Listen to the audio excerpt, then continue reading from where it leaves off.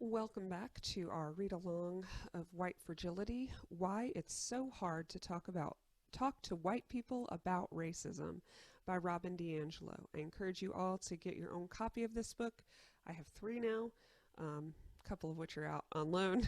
And today we're going to go back to chapter 2 and complete it. We're going to be starting with the subtitle, The White Racial Frame. So let's just jump right into it.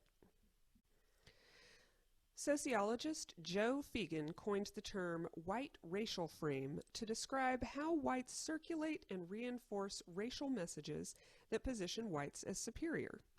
In this way, the white racial frame rests on and is a key mechanism of white supremacy. The frame is deep and extensive, with thousands of stored bits. These bits are pieces of cultural information. Images, stories, interpretations, omissions, silence that are passed along from one person and group to the next and from one generation to the next. The bits circulate both explicitly and implicitly, for example, through movies, television, news, and other media and stories told to us by family and friends. By constantly using the white racial frame to interpret social relations and integrating new bits, whites reinscribe the frame ever deeper. At the most general level, the racial frame views whites as superior in culture and achievement and views of people of color.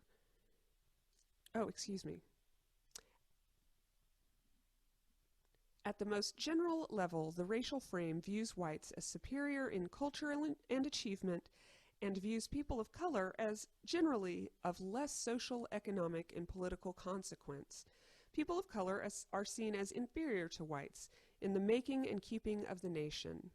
And at the next level of framing, because social institutions, education, medicine, law, government, finance, and the military are controlled by whites, white dominance is unremarkable and taken for granted. That whites are disproportionately enriched and privileged via these institutions is also taken for granted. We are entitled to more privileges and resources because we are better people. At the deepest level of the white frame, negative stereotypes and images of racial others as inferior are reinforced and accepted. At this level, corresponding emotions such as fear, contempt, and resentment are also stored. The frame includes both negative understandings of people of color and positive understandings of whites and white institutions. It is so internalized, so submerged, that it is never consciously considered or challenged by most whites. To get a sense of the white racial frame below the surface of your conscious awareness, think back to the earliest time that you were aware that people from racial groups other than your own existed. People of color recall a sense of always having been aware, while most white people recall being aware by at least age 5. If you lived in a primarily white environment and are having trouble remembering, think about Disney movies, music videos, sports heroes, Chinese food, Aunt Jemima's syrup, Uncle Ben's rice, the Taco Bell Chihuahua, Columbus Day, Apu from The Simpsons, and the donkey from Shrek. Reflect on these representations and ask yourself, did your parents tell you that race didn't matter and that everyone was equal? Did they have many friends of color? If people of color didn't live in your neighborhood, why not? Where did they live? What images, sounds, and smells did you associate with those other neighborhoods? What kinds of activities did you think went on there? Were you encouraged to visit these neighborhoods, or were you discouraged from visiting these neighborhoods? What about schools? What made a school good? Who went to good schools? Who went to bad schools? If the schools in your area were racially segregated, as most schools in the United States are, why didn't you attend school together? If this is because you lived in different neighborhoods, why did you live in different neighborhoods? Were their schools considered equal to, better than, or worse than yours? If there was busing in your town, which direction did it go? Who was bused into whose schools? Why did the busing go in one direction and not the other?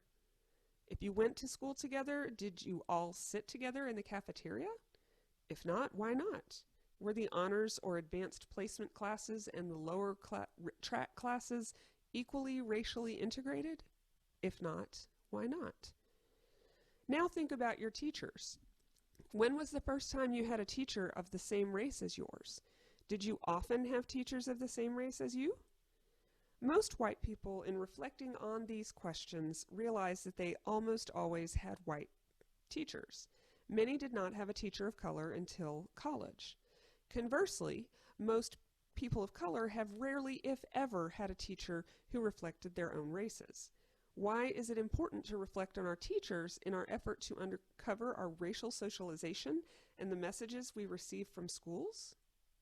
As you ask these questions, also consider which races were geographically closer to you than others. If your school was perceived as racially diverse, which races were more represented, and how did the racial distribution affect the sense of value associated with the school? For example, if white and Asian heritage students were the primary racial groups in your school, it was likely to be seen as better than a school with more representation from Black and Latinx students. What were you learning about the racial hierarchy and your place in it from geography? If you lived and went to school in racial segregation, as most people in the United States do, you had to make sense of the incongruity between the claim that everyone was equal and the lived reality of segregation. If you lived in an integrated neighborhood and/or attended an integrated school, you had to make sense of the segregation in most of society outside the school, especially in segments considered of higher value or quality. It is also highly likely that there was still racial separation within the school. And for those of us who may have grown up in more integrated environments due to social class or changing neighborhood demographics, it is unlikely that integration has been sustained in our current lives.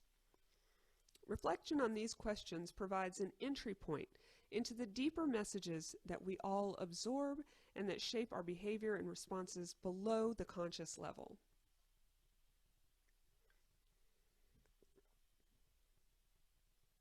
In the U.S., race is encoded in geography. I can name every neighborhood in my city and its racial makeup. I can also tell you if a neighborhood is coming up or going down in terms of home equity, and this will be based primarily on how its racial demographics are changing. Going up, it's getting whiter. Going down, it will be getting less white. When I was a child, posters on my school walls and television shows like Sesame Street told me explicitly that all people were equal, but we simply do not live together across race. I had to make sense of this separation. If we were equal, why did we live separately? It must be normal and natural to live apart. Certainly no adult in my life was complaining about the separation. And at a deeper level, it must be righteous that we live apart, since we are better people. How did I get the message that we were better people? Consider how we talk about white neighborhoods. Good, safe, sheltered, clean, desirable. By definition, other spaces, not white, are bad, dangerous, crime-ridden, and to be avoided. These neighborhoods are not positioned as sheltered and innocent.